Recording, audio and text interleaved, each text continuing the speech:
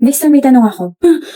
Pwede mo naman akong tawagin na hindi nagugulat? Tigilan mo na kasi magkape. Kahit papiliin mo kung ikaw o kape, kape pa rin yung mamahalin ko. Hindi naman kita binibigyan ng options, basic ka talaga. Ano ba kasi at ginagambala mo naman yung poging katulad ko? I'll just ask a question and please, huwag mo akong tatawanan, okay? Kung mag-alala, di ka pa nga nagtatanong, natatawa na ako sa'yo eh. Dali na, my time is precious. What's the question? My precious. Paano mo malalaman kapag in love na yung isang tao? In love ka? Hindi! Hindi. May umamin sa'yo? May nagpaparamdam sa'yo? Oh, Ariela, bago yan ah. May na-in-love sa'yo? Curious lang, like, bigla na lang siya pumasok sa isip ko. Before you answer my question, siguraduhin mo munang maayos yung sasabihin mo dahil kung hindi, papakain ko sa'yo itong crumpled paper na nasa kamay ko. Wow! Ako na nga itong nagambala, ako na nga itong napagtanungan, ako pa to iti-threaten. Faster! Okay, fine. Kapag in love ka, bumabagal yung kilos ng taong yun. Bumabagal yung kilos ng taong yun. Panatag yung loob ko kasi hindi naman pala ako in love.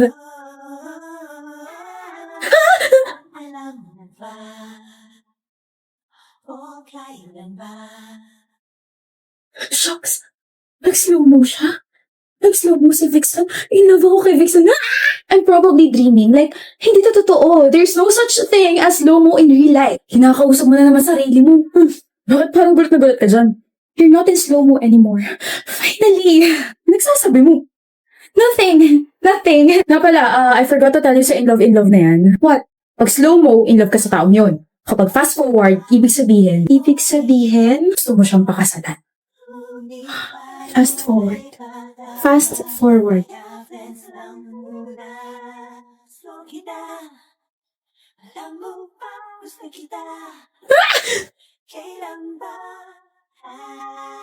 Una slow mo.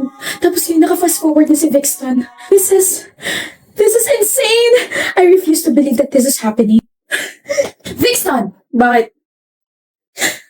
Pinabaliw mo ako. Ha? Simula na sinabi mo kung paano malalaman kapag in love ng isang tao, feeling ko bigla akong nabaliw sa'yo. Kapag nakikita kita, nagsuslow mo tsaka nagpa-fast forward ka. Anong ginawa mo sa akin? Why are you laughing? Ariela. What? I was just joking. Huh? Hindi ka pa nasanay sa akin na palagi kang inaasar? Naniwala ka talaga sa sinabi kong slow mo tsaka fast forward? Hindi totoo yun? Hindi. What about your actions? Nakita kita nag-slow mo ka tsaka nag-fast forward ka. Now tell me! Scripted yun. I knew it! Next time, kapag may sinabi ka, hindi na ako maniniwala sa'yo. Hindi na ako magtatanong sa'yo ng mga bagay-bagay. Buisit ka! Buisit ka! Sorry na, Ariela. Hindi rin na paniniwalaan mo yung mga sinabi ko eh. Kaya pala parang ang weird kasi I know I like you pero love? Hindi pa kita nakakasama sa mga dates tapos love agad? My gosh, I should have known na pinagtitripan mo lang talaga ako. O ano, bakit ang tahimik mo? You're guilty na, no? Gusto mo ako? Ha? Gusto ko ulit marinig yun. Ayaw ko. Iba yata yung naririnig ko ah. Naririnig ko yung heartbeat mo. That's impossible. You can't... My bad. Naririnig ko pala yung sa akin.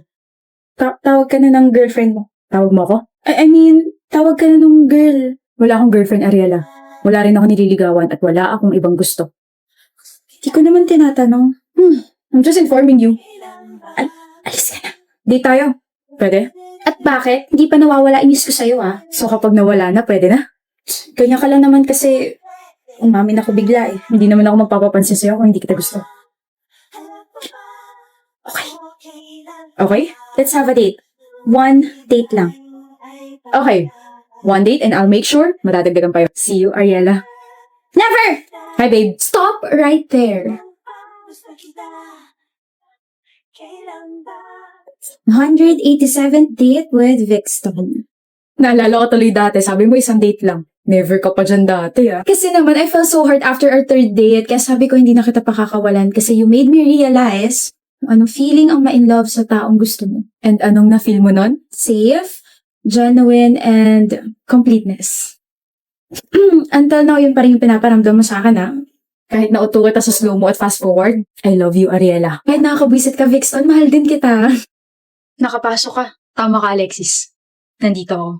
Pumasok ako. Ibig sabihin wala kang sakit. Meron. Meron? Love nut. May love nut ako pagkatapos ng sinabi mo kagabi. Kalimutan mo na yun. Ayoko nga. Gusto mo bang singilin kita dyan?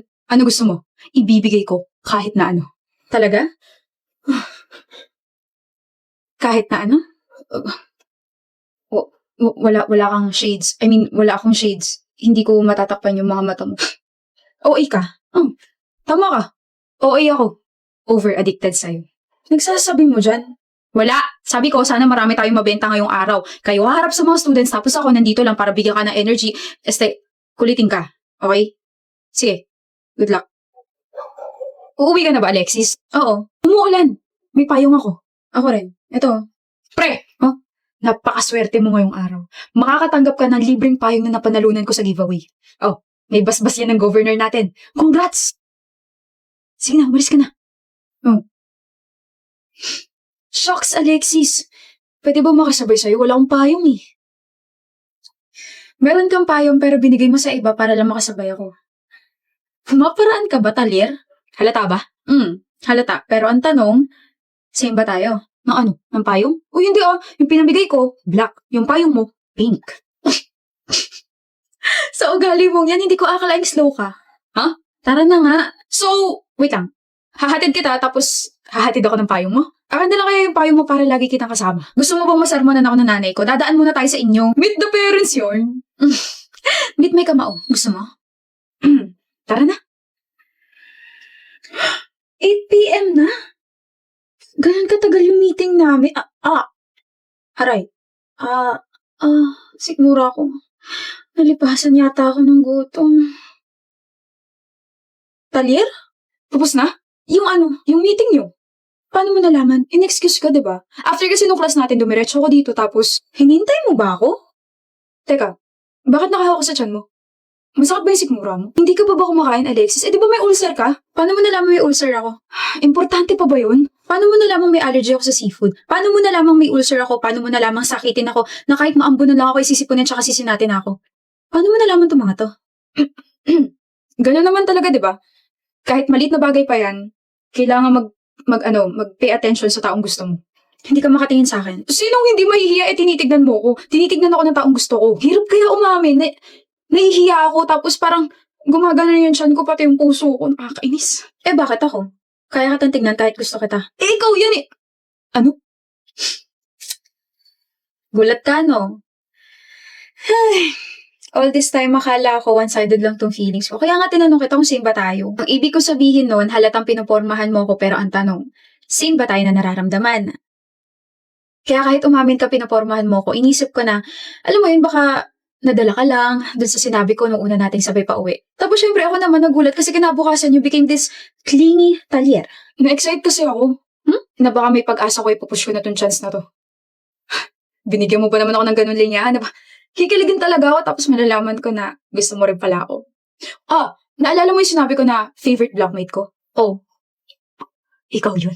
Kasi? Malamang kasi gusto ka ta, Alexis. Ano ka ba naman? Umamin lang tayong dalawa, naging uncommon na yung sense mo. Alam nga naman favorite ko yung seatmate ko tapos ikaw gusto ka ta. Red flag kaya yan. Cheating na agad tawag dun. Bakit nakangiti ka? Hindi ka ba napipikon? Ganyan ka lang Anong ganyan? Huwag akong gagalaw? Paano tayo kakain? I mean, ganyan ka lang. Ganyan. Huwag kang magbabago. Kinikilig kasi ako kapag nagbabardagulan tayo eh. Kinikilig ka pala kapag nagbabardagulan tayo. Ako, kinikilig ako kapag napapangiti kita. Kaya itong binili kong food para sa'yo, akin na to. Bahala ka dyan. Talir! Akala ko ba gusto mo yung nagbabardagulan tayo? Hindi ba ganito? Yes, ma'am. Kakain na tayo tapos hahatid kita ha? Hahatid kita? Oo na.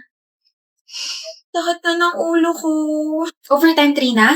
Kailangan yung dami pa kailangan tapusin. Uwi ka na ba, G? Kailangan may mga nag-aantay pa sa akin mga puso sa bahay. Sige, ingat ka ha. Ikaw ang mag-ingat. Huwag ka masyadong papagabi at alam mo naman ngayon. Opo. Una na ako sis ha. Chat mo na lang ako kapag nakauwi ka na. Bye-bye. Okay. Psst. G? Umuwi ka na ba talaga? Baka pinaprank mo na naman ako ha. Psst. G naman eh.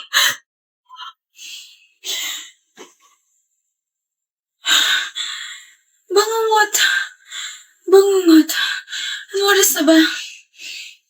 9 a.m. na.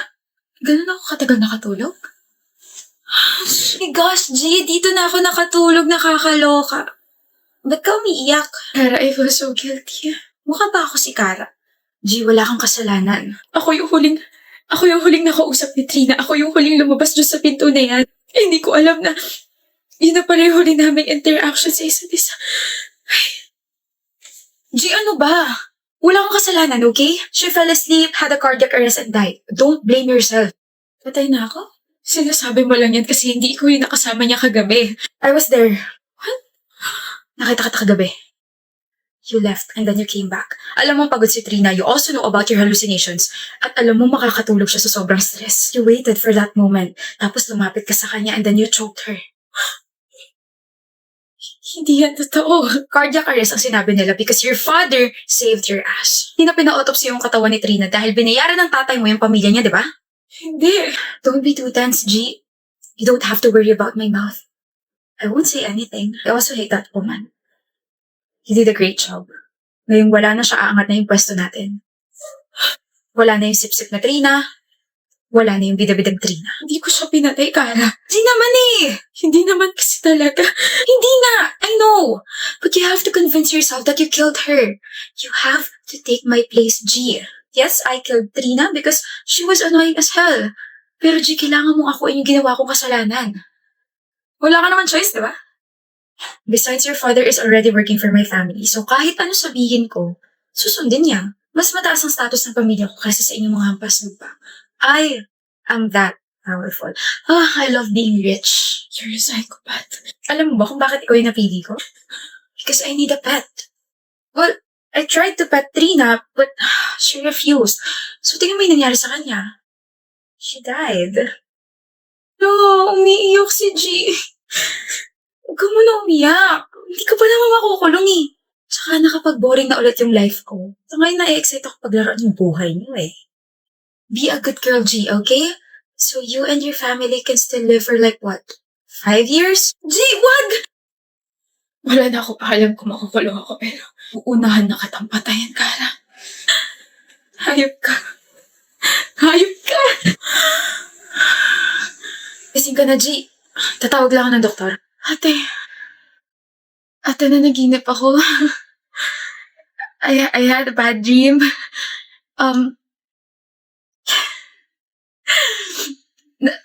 Namatay daw si Trina, pinatay daw siya ni Kara, tapos ako naman, pinatay ko si Kara, tapos may blackmailing daw nagaganap. Can't you believe that? G, panaginip lang yun. Pero totoong wala na yung mga kaibigan mo. Ha? I'm sorry, but you have to know the truth. You've been in this hospital for 2 weeks na. Galing kayong sinehan, nanood kayo ng horror movie, and then after that, pumunta kayo sa isang bar. Tapos uminom kayo. Ikaw yung nag-drive na sasakyan but you were too drunk kaya sumalpok yung sasakyan yung sa poste. And ikaw lang yung may airbag, G. Ikaw lang yung nabuhay. Panaginip.